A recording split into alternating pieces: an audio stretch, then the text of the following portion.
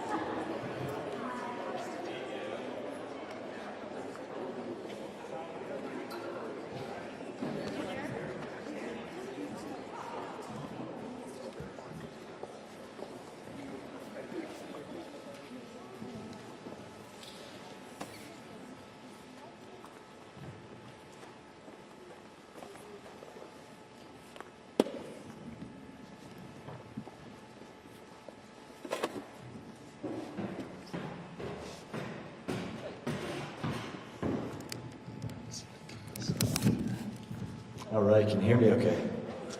Not a lot of room up here. All right, maybe I won't fall off. Welcome to Luke Air Force Base, everybody. This is a fantastic day, beautiful day, always. I just want to say thanks for being here. Governor, thank you, and thanks to all the elected officials who are here, being a part of this today.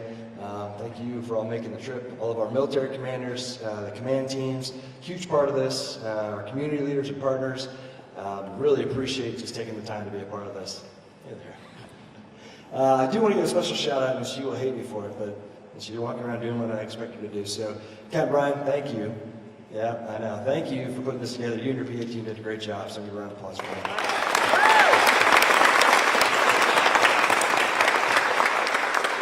So, it's pretty neat. We've got this entire military corps, and this is really kind of the crux of what we're here to celebrate. And it's about readiness. And I know that when I say readiness, everybody up here understands what I'm talking about, and the folks in the uniforms down here understand it too. And that's really why this is such an important bill. Readiness is at the heart of what we do day in, day out for the military. And when we think about readiness, maybe not our jets that aren't there right now, but you hear jets flying, you think jets, you think tanks, you think processes, equipment, manpower, efficiencies and effectiveness. Those are kind of the things that come to mind when you're mulling over what readiness means. I know all the commanders and the command teams are thinking about that. But every real conversation that has to do with readiness must include the care, the support, and the well-being of the military members themselves, but their families too, and specifically today, the children. And that is such an important part. And that's why I'm really excited about this bill being signed. Our military is the greatest. You get it? Yeah, the greatest in the world. The greatest, absolutely. I am proud to be wearing a uniform, and I know that I speak for everybody who's wearing one right now. That doesn't happen on its own. It is a combination of the cooperation between the military, our communities who are out here represented, as well as the local and the state governments. And so, just again, thank you for being a part of that. We've got a lot to be proud of today, and I'm excited that you all get to help celebrate that. So without further ado, I'd like to bring up the lady of the hour, our governor, the Honorable Katie Hobbs.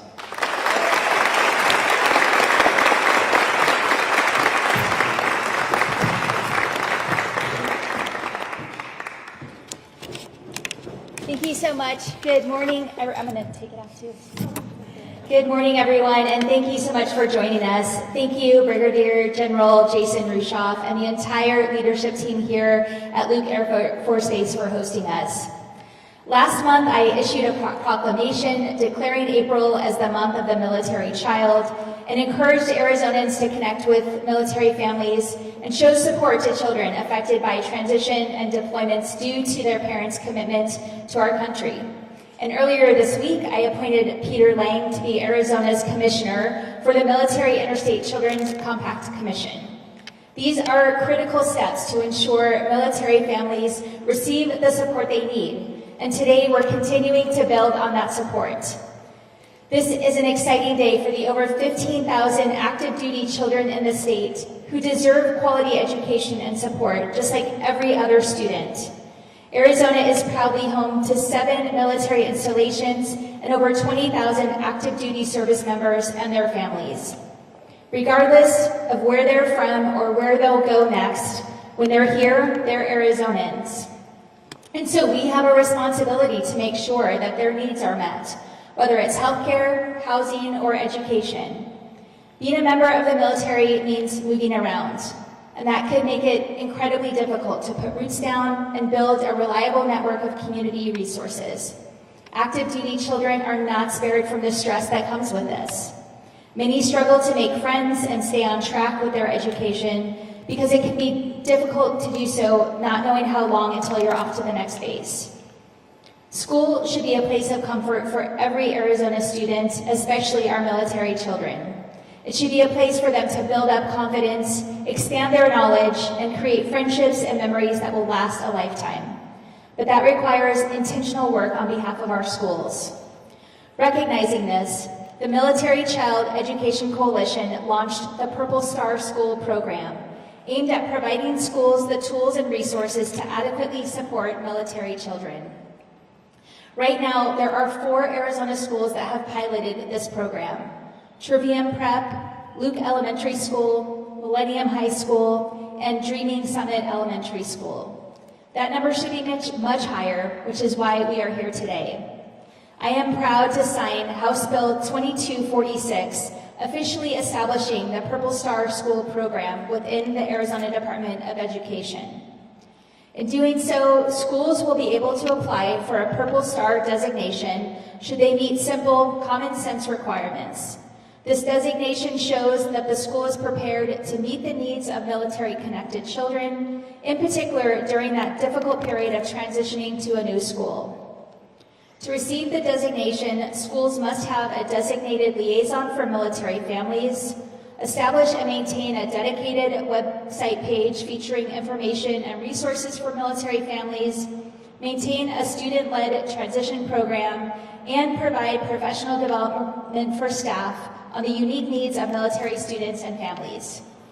I strongly encourage every school in Arizona to challenge themselves and go the extra mile to meet the basic requirements and ensure our military children are well taken care of. As the daughter, granddaughter, and daughter-in-law of veterans, I understand the toll that service can have on a family. It's so important that the brave men and women who choose to put their lives on the line for our freedoms receive the care and support they deserve, and that extends to their families. It is my hope that by establishing this program into law, more schools will take this as an opportunity to evaluate the current resources they have available for military families and their children and take steps to become a Purple Star school. I want to thank Representative Payne, who wasn't able to be here today, for sponsoring this bill, and Representative Stacey Travers and Senator Christine Marsh for your continued support to make sure that it got to my desk.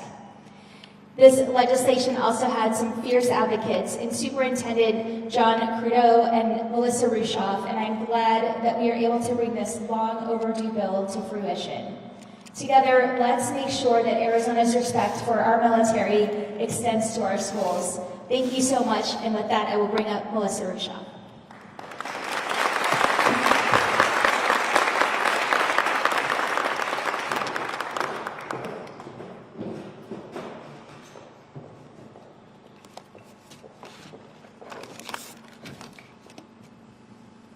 Good morning.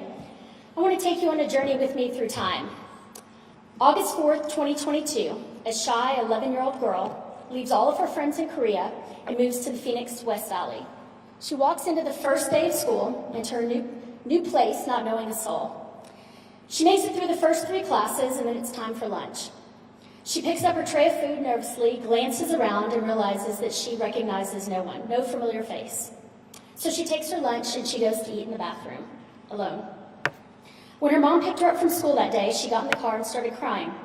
The mother called the school counselor and asked if there was a program for new children moving in from a different city, a different state, maybe a different country, but nothing had been established. That shy little girl was our 7th grade daughter, having moved with the United States Air Force 7 times in her 11 years of life. Fast forward May 16th, 2023. Jason and I are invited to a General Officer and Spouse Command course in Washington, D.C., known as Capstone. Sprinkled in amongst the briefings on the United States geopolitical climate, there are some very practical briefings on the issues affecting our military children and military families. One such briefer was Cindy Simmerly from the MSEC, Military Child Education Coalition. She introduced this Purple Star School, and she started her presentation of a story of a little girl who moved to a new city because her parents were military, and she knew no one. So at lunchtime, she took her lunch and went to go eat in the bathroom stall. My jaw dropped. I could not believe that another child had had the exact same experience as mine. Then she talked about what the Purple Star School was, and Governor Hobbs just articulated it brilliantly. MSEC says, quote, a program that supports military-connected children as they relocate to new schools due to a parent's change in duty station. On average, military families move every 2 years. The Purple Star School program is designed to help respond to the educational and the social-emotional needs and challenges of these military-connected students, what they face during their transition to a new school, and to keep them on track to be college, workforce, and life-ready. She introduced 4 basic components, the 4 that you heard about from Governor Hobbs, but she explained that the key to this program is a peer-to-peer mentorship, where they're pairing new military children with established military children or local children in the community, so they feel connected and part of that new community. With the sheer number of military installations in Arizona, I assumed this program existed in our mighty state, until she revealed a picture of the United States where there were 38 states that had Purple Star School designations and 12 that did not. I was shocked to see Arizona as one of the few states that did not have this designation. So I thought to myself, my husband's in a command position here on a military installation in Arizona. I'm a licensed practicing attorney in Arizona. I have drafted and passed legislation in the past in other legislatures. Our kids are in the local community, and our daughter had that exact same experience. How could I not advocate to bring this initiative to Arizona? So I immediately did 2 things. I texted former Rep. Joanne Osborne, who's here with us today, and Tracy Lopes, who's also here with us today from the governor's office. And I said, ladies, let's do this. Joanne and I did 3 things simultaneously. 1, we created a steering committee with Colonel Pete Abercrombie, who's in the audience today, and School Liaison Officer Stacy Holland. And the 4 of us created a pilot program here in the West Valley. Now, you'll hear from one of our amazing superintendents, John Croto, and he'll tell you a little bit about the program and its success. But simultaneous with that, we did the last and why we're here today. I drafted the legislation. Joanne found Rep. Payne, who was willing to and excited about sponsoring this bill. And so that brings us to today. And I want to share that final date on our journey with us, May 16th, 2024, today. Serendipitously, exactly 1 year from when I sat in that capstone class, when I first heard about this program. And today, our Arizona Governor, Katie Hobbs, will be signing this into law. I could not be happier or more proud of our entire team that made this happen. So I want to introduce you to John Croto, Dysart School District Superintendent, and one of the first people that said, yes, let's do this.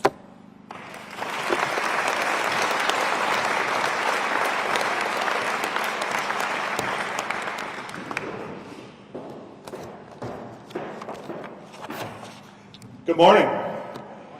Before I begin, I want to extend my heartfelt thanks to Melissa Rushoff and Joanne Osborne.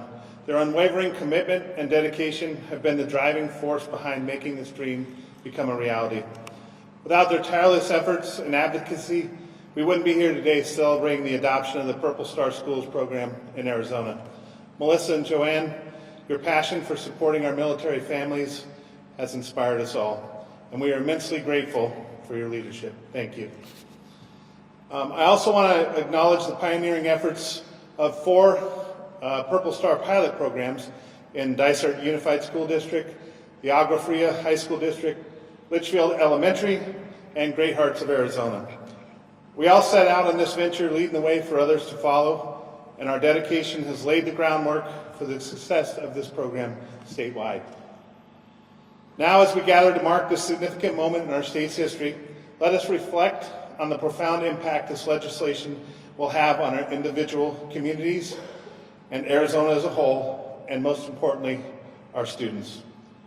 The Purple Star designation represents a promise to provide our military-connected students and families with the resources and support they need to succeed. By meeting that criteria outlined in this legislation, appointing a designated staff point of contact at each school, offering professional development to our educators, establishing student-led transition teams, creating dedicated web resources, and hosting patriotic events, we are honoring that promise. But the significance of this program extends beyond our school districts. By supporting our military families, we're strengthening the fabric of our entire community. These families bring unique perspectives, experiences, and talents that enrich us all. By ensuring they have the support they need, we're not only fulfilling a moral obligation, but also investing in the vitality of our neighborhoods and towns. Furthermore, the Purple Star Schools program reflects the values that define us as Arizonans, values like service, sacrifice, and camaraderie. By rallying behind our military families, we are sending a powerful message about who we are as a state, a message of gratitude, resilience, and solidarity. In conclusion, I want to extend my deepest appreciation to Governor Hobbs, Representative Payne, and all those who played a role in making this legislation a reality. Your dedication to our military families is commendable, and I'm confident that the Purple Star Schools program will make a lasting difference in our schools, our community, and this great state of Arizona. Thank you very much.